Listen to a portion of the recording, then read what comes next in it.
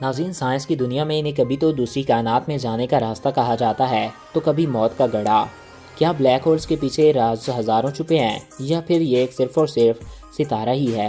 آج کے اس ویڈیو میں ہم آپ کو بلیک ہولز کے بارے میں بتانے جا رہے ہیں۔ تو ویڈیو کو شروع کرنے سے پہلے نئے آنے والے دوستوں سے ہماری یہ ریکویسٹ ہے کہ اگر آپ نے ابھی تک ہمارے اس یوٹیوب چینل کو سبسکرائب نہیں کیا تو اس کو سبسکرائب کریں اور ساتھ موجود بیل کے آئیکن کو پریس کریں تاکہ نئی آنے والی ہر ویڈیو بر وقت اور بآسانی آپ تک پہنچتی رہا کریں۔ ناظرین، سائنس کی دنیا میں انہیں کبھی تو دوسری کائنات میں جانے کا راستہ کہا جاتا ہے تو کبھی موت کا گڑھا۔ کیا بلیک ہولز کے پیچھے ہزاروں گہرے راز چھپے ہیں یا پھر یہ ایک صرف اور صرف سیارہ ہی ہے؟ جب کوئی ستارہ اپنی طبعی عمر پوری کرنے کے بعد موت کے قریب ہوتا ہے تو وہ پھٹ جاتا ہے یا پھر بلیک ہولز میں تبدیل ہو جاتا ہے۔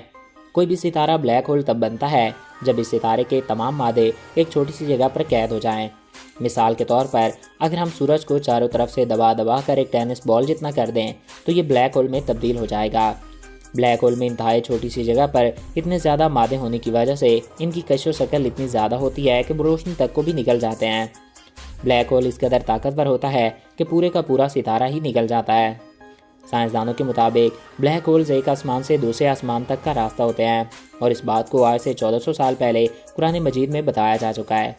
اللہ تعالیٰ قرآن پاک میں فرماتے ہیں، آسمان اور تارے کی قسم، اور تمہیں کیا معلوم کہ تارے کیا ہے؟ یہ وہ ستارہ ہے جو ثاقب ہے۔ سورہ طارق۔ دوستو، ثاقب عربی زبان میں آر پار سوراخ کو کہتے ہیں اور دودھ کی دھار کی مانند روشنی کو بھی ثاقب کہتے ہیں۔ قرآن مجید میں ستارے کی دو خوبیاں بتائی گئی ہیں، پہلی کہ وہ طارق ہے یعنی راستہ، اور دوسری ثاقب ہونا۔ سائنسدانوں کے مطابق بھی بلیک ہول میں سے ایک دودھ کی دھار کی مانند روشنی خارج ہوتی ہے۔ بلیک ہول کی کھوج اسی صدی میں ہوئی اور انسان 19ویں صدی میں بلیک ہول کے بارے میں بالکل انجان تھا، مگر آج سے 1400 سال پہلے قرآن کریم میں ستارے کے بارے میں بتایا جا چکا ہے۔ اگر ہم روشنی کی بات کریں تو یہی ایک ذریعہ ہے جو ہماری آنکھیں محسوس کرتی ہیں اور ہمیں وہ چیز دکھاتی ہیں جو ہم دیکھنا چاہتے ہیں۔ اس میں بعض لوگوں کا یہ بھی سوال ہے کہ جب بلیک ہول روشنی کو بھی نگل جاتا ہے تو روشنی ٹکرا کر واپس ہماری آنکھوں تک نہیں پہنچ سکتی، تو پھر سائنسدان اسے کیسے دیکھ سکتے ہیں؟ یہ سوال اپنی جگہ، لیکن سائنسدانوں نے یہ دعویٰ کیا ہے اور اس کے ٹھوس شواہد پیش کیے ہیں کہ بلیک ہولز ہماری اس کائنات میں موجود ہیں، کیونکہ روشنی جگا کر اگر واپس نہیں آتی تو وہ اسے نگل جاتا ہے۔